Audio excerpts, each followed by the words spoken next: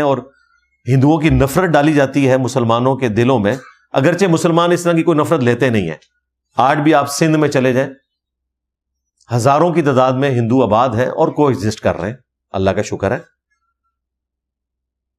ہاں، انڈیا کے اندر جب سے یہ مودی کی گورنمنٹ آئی ہے، مسلمانوں کے لیے، کرسچنز کے لیے، سکھوں کے لیے مشکل وقت آیا، اور انڈیا کی بدماشی پوری دنیا نے دیکھ لی ہے. کینیڈا کو بھی پتا ہے کہ وہاں پر بھی جو سکھ لیڈر تھے وہ انہوں نے قتل کروائے. تو مجھے تو لگتا ہے کہ امریکہ نے انڈیا کو باندھ کے مروایا ہے کہ یہ جو اپنے ملک سے نکل کر دوسرے ملکوں میں جا کے بدماشی کر رہا تھا نا،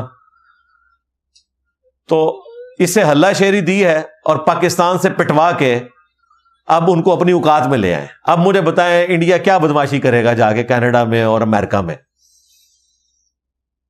کیونکہ امریکہ تو کہے گا کہ جی تمہاری اس وقت جان خلاصی ہم نے کروائی تھی، سیز فائر ہم نے کروایا تھا تمہاری ریکویسٹ کے اوپر. تو انڈیا نے تو اپنے ہاتھ پاؤں کاٹ لیے ہیں امریکن بلاک میں جا کے، کیونکہ یہ لوگ بہت سمجھدار ہیں. ظاہر ہے ورلڈ لیڈرز ہیں، انہیں پتہ ہے کہ ہم نے کس طریقے سے معاملات کو لے کے چلنا ہے، تو وہ اپنی اوقات میں رکھتے ہیں ہم تھرڈ ورلڈ کنٹریز کو. تو انڈیا کے عوام ہو، پاکستان کے عوام ہو، انہیں پیار محبت کے ساتھ رہنا چاہیے. اور یہ جو آپ نے میڈیا کے اوپر پابندی لگائی ہوئی ہے یہ بھی ختم کریں. اور جو انڈس واٹر ٹریٹی کو معطل کرنے کا آپ نے اعلان کیا تھا، اگرچہ وہ آپ کے گلے پڑ گیا، نہ ایسا ہو سکتا ہے نہ ہوگا، تو اس سے بھی ریورس کریں. اور پاکستان کے جتنے یوٹیوب چینلز آپ نے بند کیے ہوئے انکلوڈنگ میرا چینل، اسے کھولیں. میں نے تو یوٹیوب کو کوئی ریکویسٹ بھی نہیں بھیجی، حالانکہ اس میں لکھا ہوا تھا کہ آپ ریکویسٹ بھیج سکتے ہیں اگر آپ کے ساتھ کوئی زیادتی والا معاملہ ہوا ہے تو ہم اس کی کوئی ریمیڈی کریں گے، لیکن میں نے وہ بھی نہیں بھیجی. مجھے پتا تھا کہ یہ معاملات جب سیٹل ڈاؤن ہوں گے خود بخود یہ چیزیں ریورس ہو جائیں گی. لیکن جو لوگ وہاں پر بیٹھے ہوئے اس قسم کی نفرت پھیلا رہے ہیں میڈیا میں، انہیں بھی ہوش کے ناخن لینے چاہیے.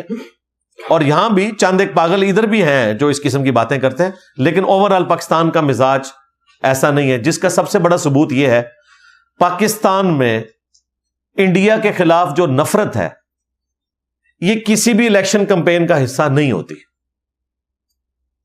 الٹا پاکستان میں الیکشن کمپین کا حصہ یہ ضرور ہوتا ہے کہ ہم حکومت میں آنے کے بعد اس ریجن میں امن سے رہیں گے اور انڈیا کے ساتھ امن کی آشا ہوگی، تجارت ہوگی. کیونکہ اگر ہم تجارت انڈیا کے ساتھ کرتے ہیں تو اس میں پاکستان کا تو فائدہ ہے، انڈیا کا بھی فائدہ ہے.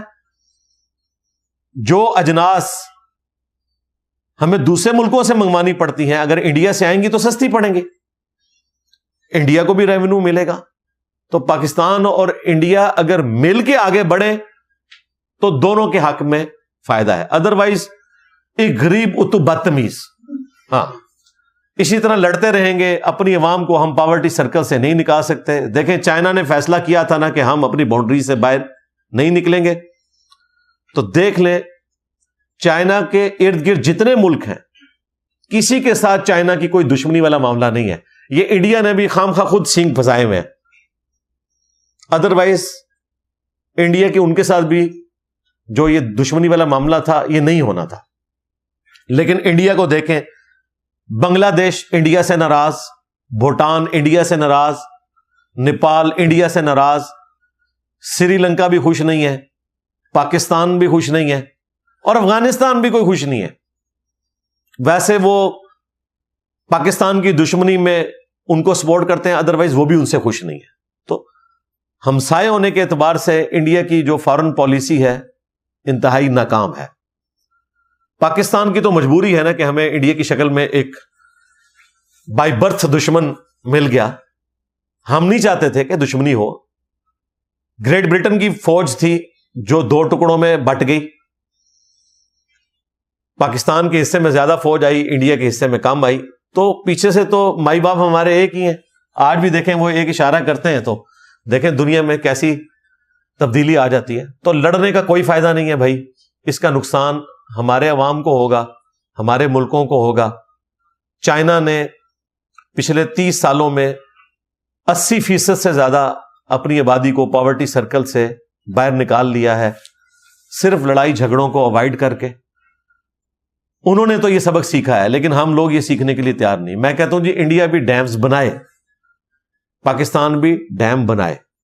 اس وقت دنیا میں سب سے زیادہ پانی انڈیا ضائع کرتا ہے۔ آپ دنیا میں جو پانی ضائع ہونے والے ملکوں کی لسٹ دیکھیں تو انڈیا پہلے نمبر کے اوپر ہے۔ پاکستان بھی ٹاپ 10 میں آتا ہے، ہم بھی ضائع کرتے ہیں۔ ہمارے یہاں ڈیمز جو ہیں وہ پالیٹکس کی نظر ہو جاتے ہیں۔ تو ڈیمز بنائیں، اپنے لوگوں کو پانی دیں، ان کی بیسک نیڈز پوری کریں، ان کی بجلی پوری کریں، انہیں لڑائی جھگڑے کے بجائے کو ایگزسٹ کرنے کی طرف ترغیب دلائیں۔ یہ کام ہونے چاہیے۔ یورپ نے دیکھیں لڑ بھیڑ کے سیکھا ہے نا، کدھر تباہ ہوا یورپ ورلڈ وار 2 کے موقع پر لگتا ہی نہیں تھا۔ میں کہتا ہوں جی سب کانٹیننٹ اگر اس طرح تباہ ہوا ہوتا تو شاید قیامت تک نہ دوبارہ اٹھتا۔ آج جرمنی دیکھ لیں، 5 بڑی اکنامک پاورز میں آ چکا ہے۔ وہ جرمنی جو ایکسس آف ایول تھا یورپ کے لوگوں کے لیے، ایک لیڈر نے جا کے ہٹلر کے بعد یورپ کے ملکوں سے معافی مانگی کہ ہم آپ کے بھائی ہیں، یورپین ہیں۔ ایک پاگل آدمی آیا تھا، خود بھی مرا، آپ کو بھی مارا، ہمیں بھی مروایا۔ ہم اپنے گناہوں سے معافی مانگتے ہیں، آپ ہماری ہیلپ کریں۔ تو دیکھیں دوبارہ سے جرمنی اوپر آ گیا، تباہ ہوا جرمنی۔ اس وقت آپ کو جو یورپ کے اندر اتنی بے حیائی پھیلی ہوئی نظر آ رہی ہے، اس کے پیچھے ریزن یہ ہے کہ ورلڈ وار 2 میں شاید ہی کوئی گھر بچا تھا جس میں کوئی میت نہ ہو۔ مرد مر گئے، عورتیں بیوہ ہو گئیں، بچے یتیم ہو گئے۔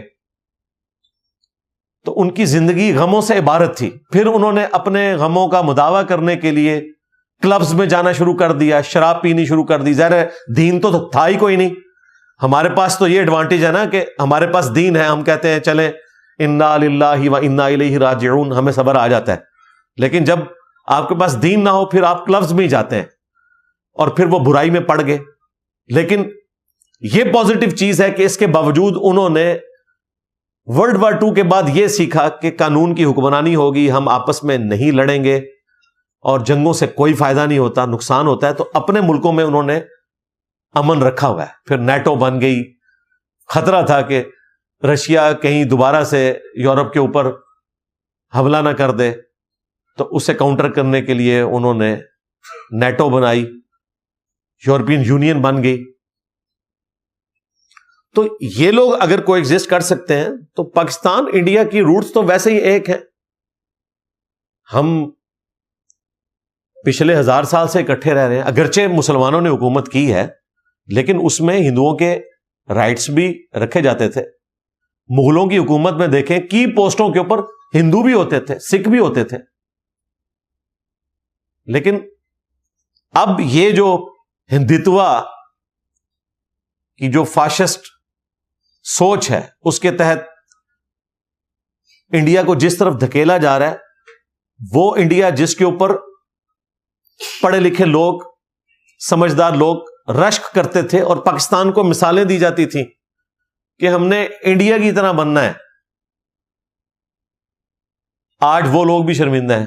وہ کہتے ہیں جی انڈیا بھی اسی راستے پہ چل پڑا جس پہ پاکستان چل کے نقصان اٹھا چکا، اور اب نقصان اٹھانے کے بعد انہوں نے سبق سیکھا۔ تو ہم اینڈ پہ ریکویسٹ کریں گے انڈین عوام سے بھی کہ آپ بھی ہوش کے ناخن لیں، ہماری غلطیوں سے آپ سبق سیکھیں۔ آپ بھی اس طرف جا رہے ہیں، ہم تو اپنی تکلیف کاٹ چکے ہیں، یہ نہ ہو کہ آپ بھی اس تکلیف سے گزریں۔